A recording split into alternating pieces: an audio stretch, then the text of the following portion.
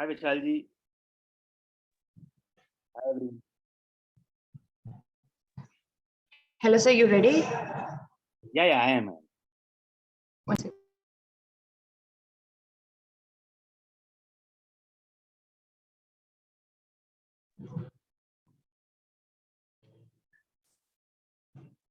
All right. Shall we begin? Yeah, I'm ready for whenever you want to start. All right. I am also ready. Hello, everyone. Very good afternoon to one and all. Today we have a very special guest here. He is a founder and CEO of Hair Originals, and he's also a participant of Shark Tank India Season 1. So let me introduce Jitendra Sharma. Thank you, sir. Thank you for joining with us. We are very happy to have. Also introduce us. I'm Gayatri Rajiv, and we are a team of 9 all women. We are MBA students from ICFI Business School. Am I audible, or is there any instability in the connection? I think there's some. Okay.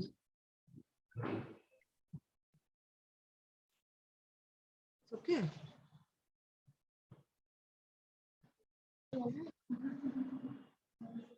Now? Now it seems okay.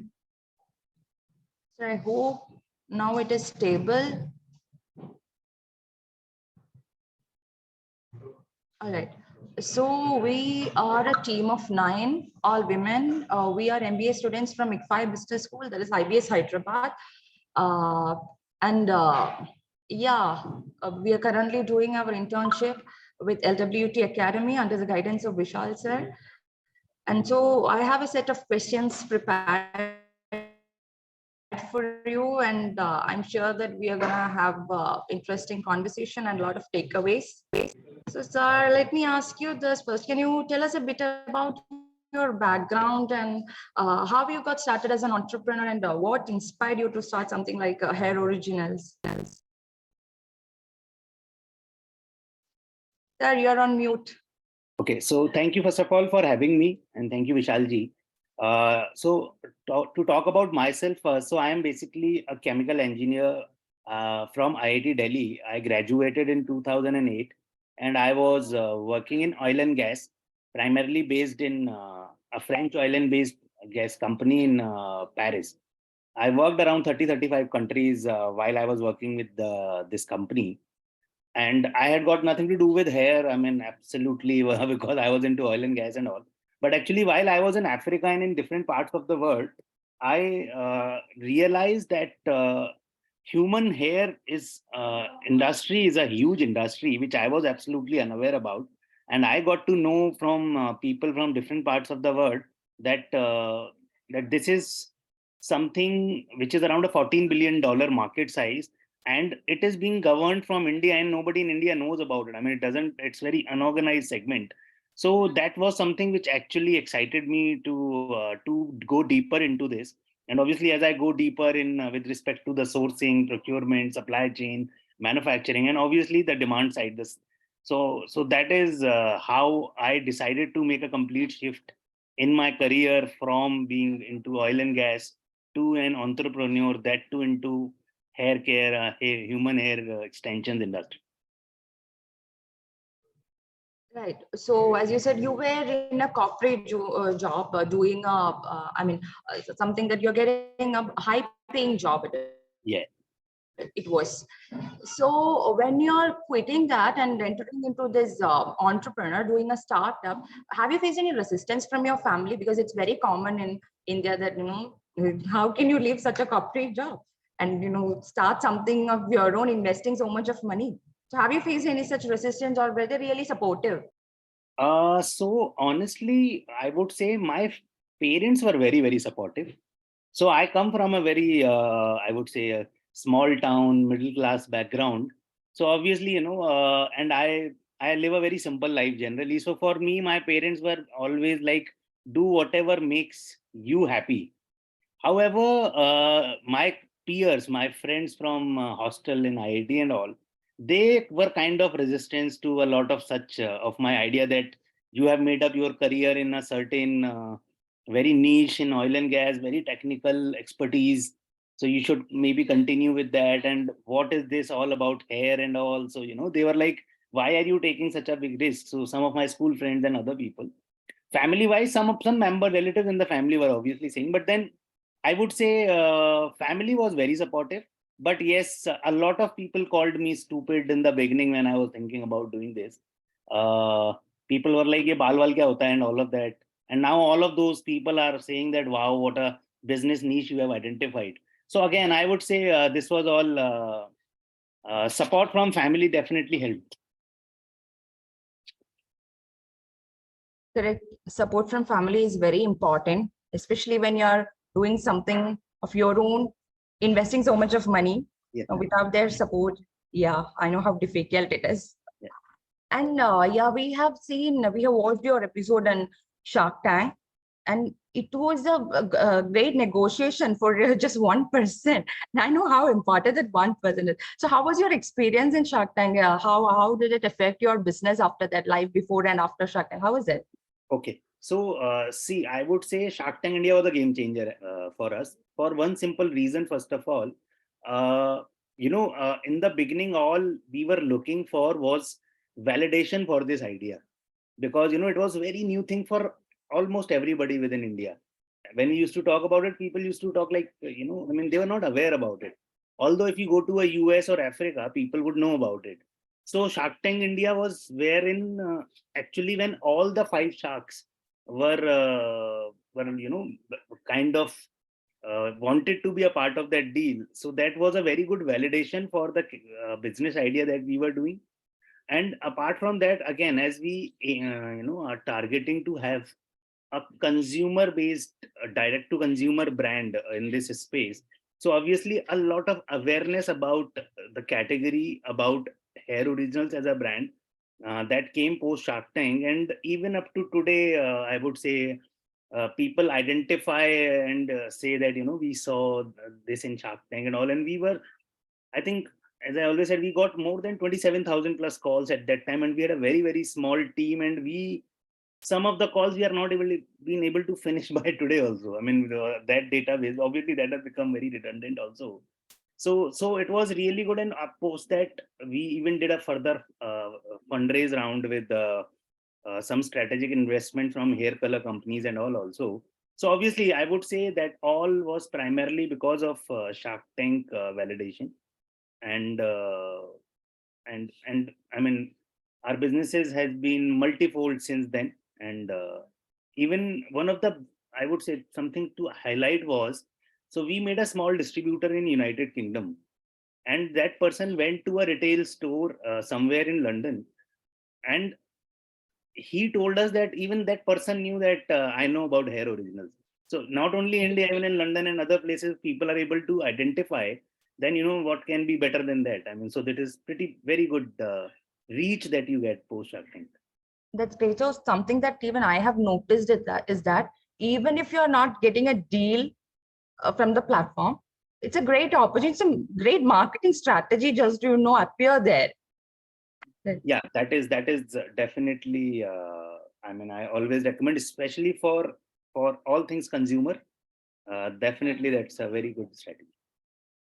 Yeah, and something that we are keen in knowing is your marketing strategies, because hair extension is not something that is not available. The market is huge, and it's highly available in the market. And we have you have a lots of competitors also. So how do you deal with the competition, and what are your marketing strategy or no point of differentiation? Okay, so let's talk about Indian markets in that scenario. So basically, when we again we can, I mean, there are not many competition, to be honest, yet. While we started, there were hardly any. Uh, so basically, hair extension is a very broad category to understand. There are different type of hair extension products, like DIY extension products. There are permanent hair extension products. There are hair loss solution related products, wherein wig is also a part of this particular category. Right. So first of all, we ensure that we manufacture end to end the complete category, complete SKUs of hair extensions that exist in the global market today. Secondly, our GTM go-to-market strategy has been basically, in this whole hair extension $14 billion industry, there has been only one startup in US, which is actually being an organized startup, or which is trying to, let's say, regulate or organize this unorganized industry. Rest others, I mean, if you call competitions and all within India, it is mostly, let's say, a part of an influencer marketing. Somebody, let's say, buys from somewhere and sell it, let's say, through Instagrams, or making content and selling the product. So that's more of a marketing strategy. But to actually get the awareness around, or to create and 360-degree this whole category. So our strategy is basically, we divide our products into two main categories. One is DIY based categories, where the people can use the product by themselves, or we can provide them touch points in different omni-channel approaches, like in different cities, via our 1000 plus partner salons network, where people can directly buy the low AOV products from us, or for the higher AOV products. And again, we are only and only talking about 100% human hair extensions, ethically sourced from temples of India, not the Chinese sourced and all of those products. So basically, our GTM is, we have made salons also as a stakeholder in the whole value chain.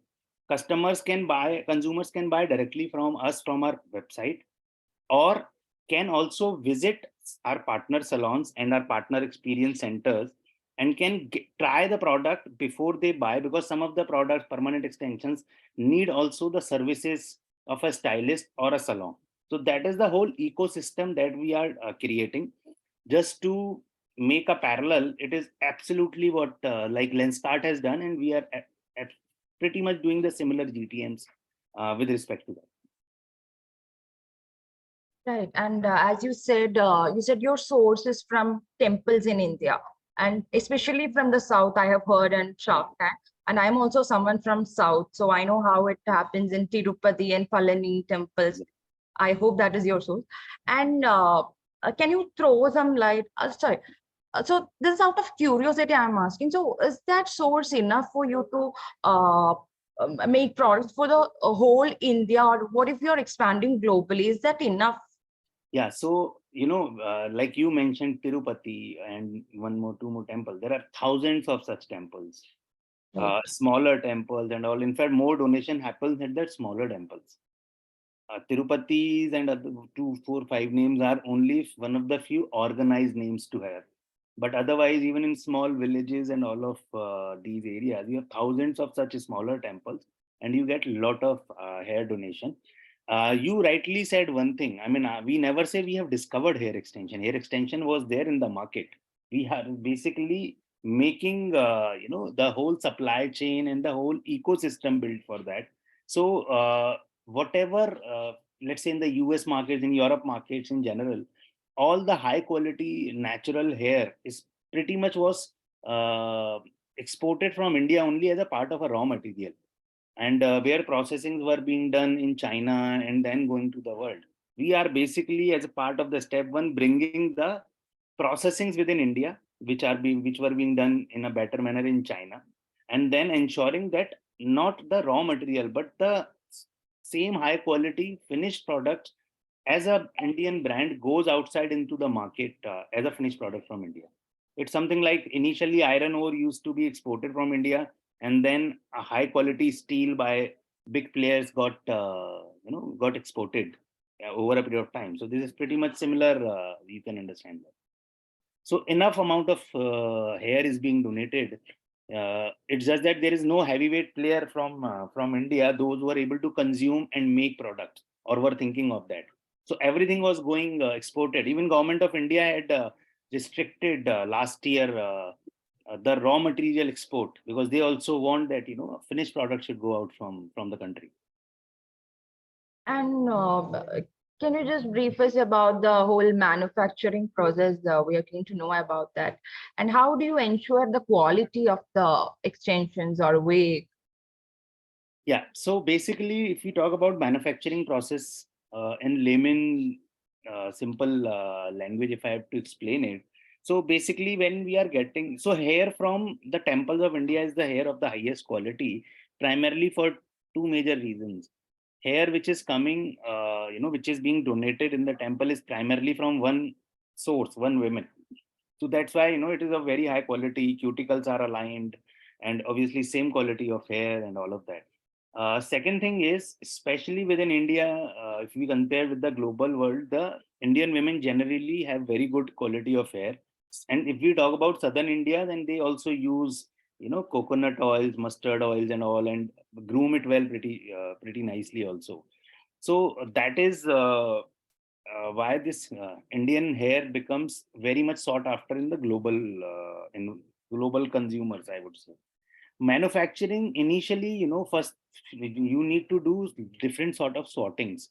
First sorting is basically with respect to kind of, initial cleanings and all those processes.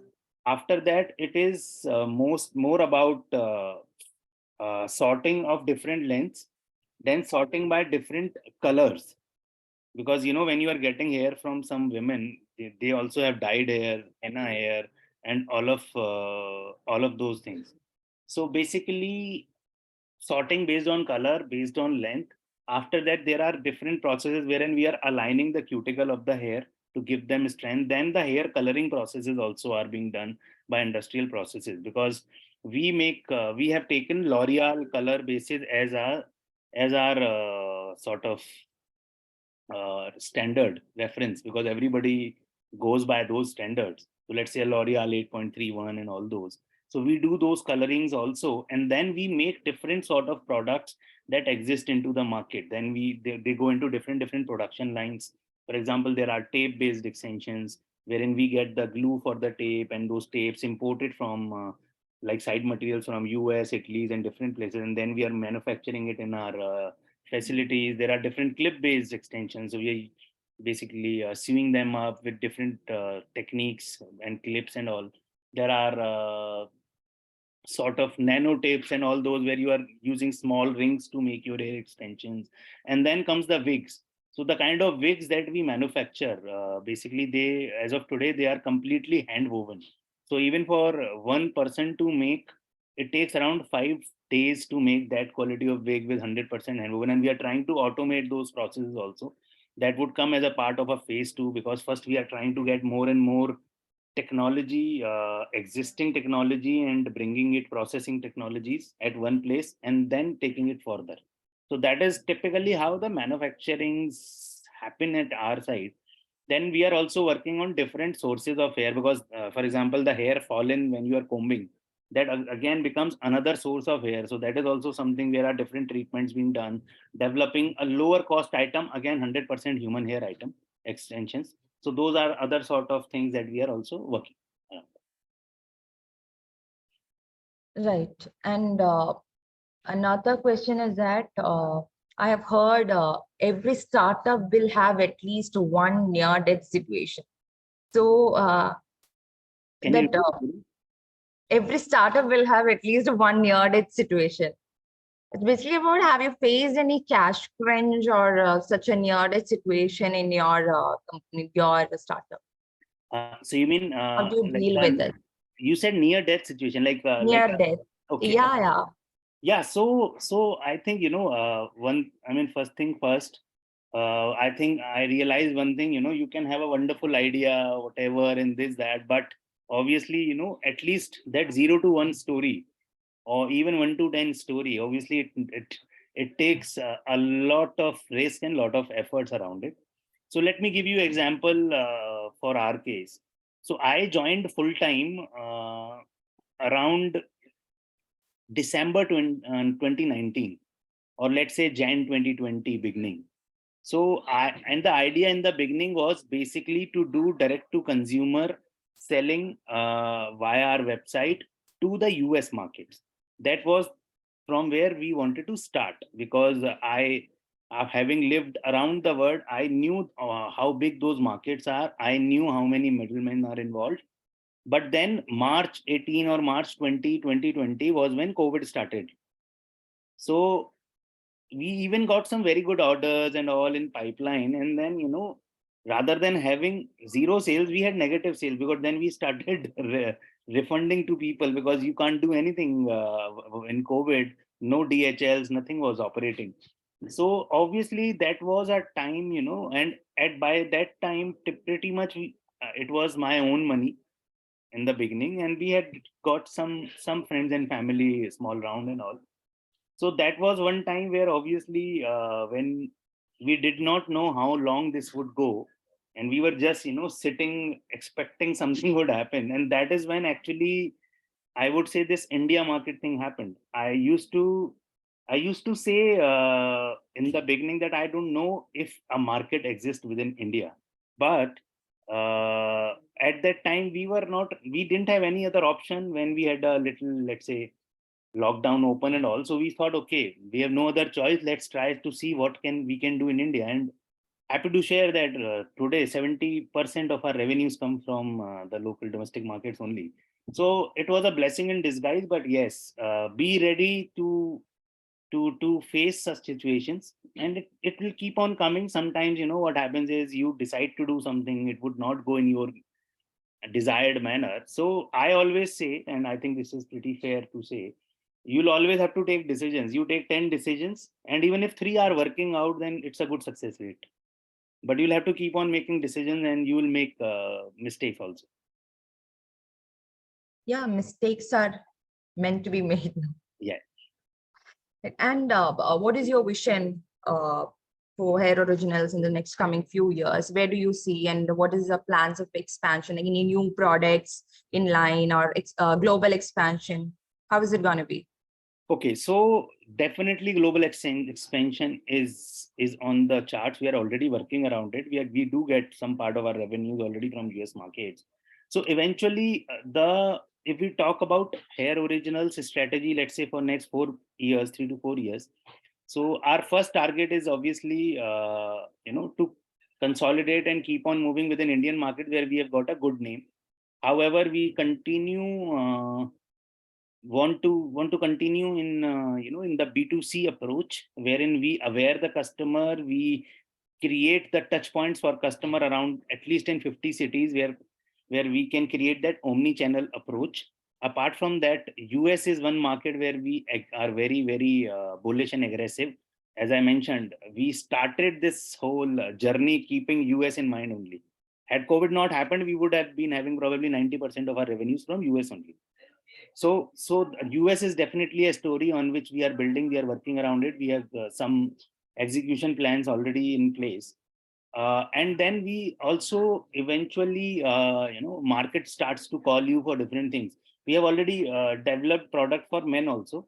We have been doing the pilots around it. We do them currently only via through our own experience center. So we'll also venture into that.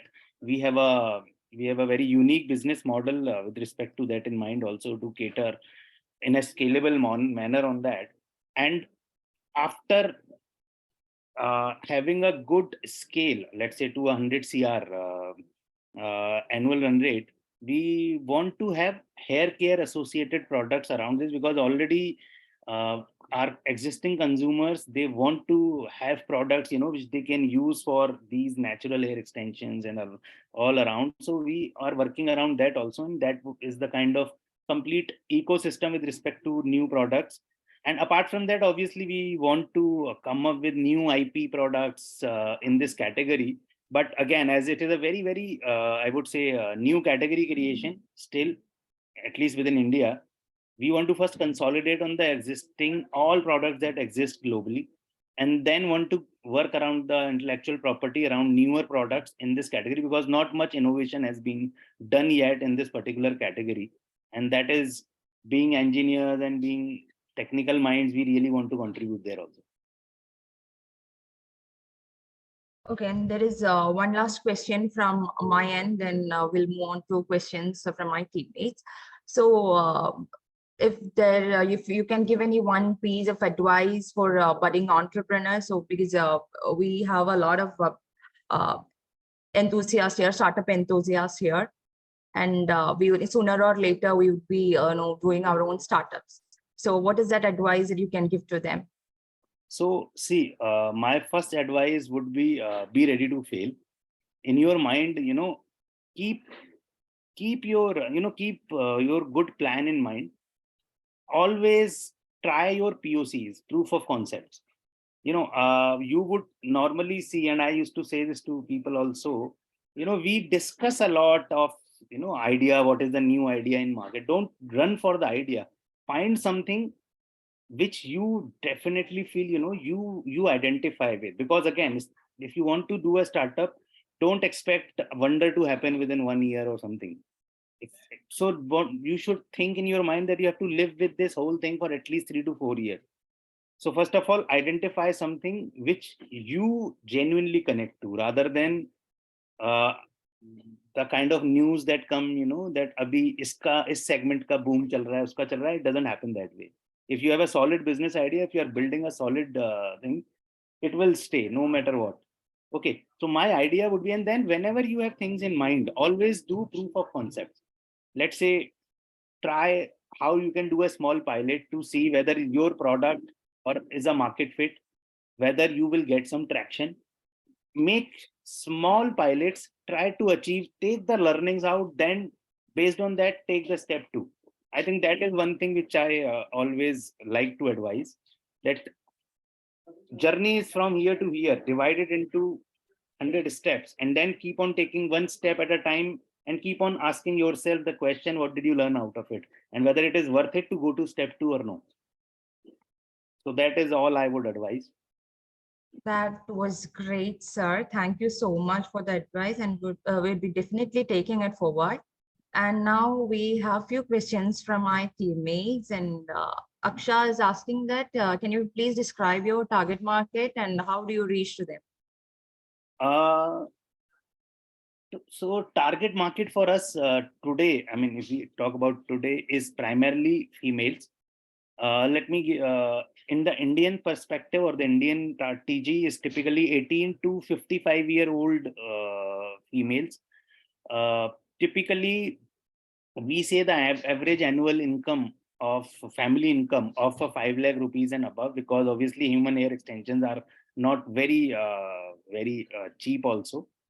So that is typically is, and initially we thought that our TG is only sitting in, let's say, the top 20 cities and all, but we have been proven wrong. The kind of, you know like purchasing we are seeing on our websites and others, so we see that I mean, even the smaller cities is where our target market lies. Our strategy is again very simple. I said it also in the Shark Tank, and that got aired also, was that we want to give end-to-end solution to our target customer. We want to be a customer friendly brand in that aspect, because it's very broken sort of industry. Again, people might find a product but don't know good knowledge, might get a product but don't know where to get the service from. If they get both, let's say with the salon and all, they'll get exorbitant prices. So we want to provide the end to end, hand holding of the customer at the rightmost price, because the prices are also very much unregulated in this industry. Even if you go on different websites and you check how we are priced and how we want to, we have every option to raise our prices to whatever we want. But again, that is our strategy, that reach to the masses with the right prices and with the right approach. Talking about international markets, the biggest market TG for us is Afro-American women around the world, because for them it is a necessity. Whenever you see Afro-American lady, more often than not, they are wearing hair extension or a wig. So that is our typical target group for us. All right, and we have one more question from Ananya. How would you describe the wow factor of your premium hair extension in just one sentence? Okay, so wow factor is, first of all, 100% ethically sourced hair, which are made coming from the women, which are being made by poor women who have been empowered in our factories and earlier were doing let's say small petty jobs in different houses, but now have been given that skills, and made for the women in a manner that you get the topmost quality product at one third price of the market. because we manufacture these products, we are sitting at the source. So we are trying to ensure that we pass on all those benefits by removing middlemen to the end consumer. All right, and there is one more question from Vishal, that is corporate versus startup. What's the work culture difference according to you? Because he's also from IIT Kharagpur and right now doing a startup. Okay. So So he can I'll tell relate. you something. I mean, actually, so today I'm actually I was supposed to be in our warehouse, and I'm actually sitting here in our godown today. And I have some of the people, and I think some of them are from IBS also. Some of the interns also who are working with us. And one thing what we have realized, I mean, startup, obviously you do work more, definitely, but then you love to work more also, provided the culture is good. I mean, it's uh, actually like it, that people have become so much aligned with one dream that sometimes I have to ask them that, okay, it is 9 o'clock, please go and enjoy your life. But people want to plan for next day and this and that. So again, to sum it up, I did a corporate job for good 11 years with one of the top 15 Fortune 500 company. And I'll be very honest. I used to keep a check on my watch that when it is 6:30, I need to go home. And obviously, because I don't know, maybe I was not enjoying that, or I just knew. In the startup culture, provided you are in the right environment, again, that is very, very important. The people with whom you are working with, the culture that is being built. I feel it is very dynamic thing that happens within a startup culture. I have seen people joining 6 months before, and now I am shocked to see their growth. They know everything about what happens on marketplaces, this that, because every day so many things are being happening. You're in a startup, you are continuously looking for fast-paced growth. If you talk about us, every year on year we are doing a 3x, and we are continuing that target in our mind. So for doing that, you have to do so many things at one time, that okay, we are on Amazon now, next month we have to be on Nika, this that, and make strategy, this examples on that. So I would say that startups are definitely more interesting, but yes, be ready to put in little extra energy. But I think that should not be something which you will have to put. If you really need to put that energy, then probably you are not in the right environment that is suiting you. But yes, a startup is definitely in the growing years of your life. I definitely recommend, because that fast pace your learning. Whatever you learn in 5 years, here you learn in like an year or so. Right. Thank you, sir. So I hope Vishal can relate to all that you have said, because he's also in a similar field. And so with that, we have come to the end of the session. Thank you so much for joining with us. We have learned a lot of valuable insights from just half an hour. So we are really grateful and looking forward to connect with you in LinkedIn. Everybody will be connecting with you in LinkedIn. And thank you so much, sir. Thank you very much for joining with us. It Pleasure was is such all an mine. interesting session. Thank you, and all the best to all of you. All right, sir. Thank you. Thank you.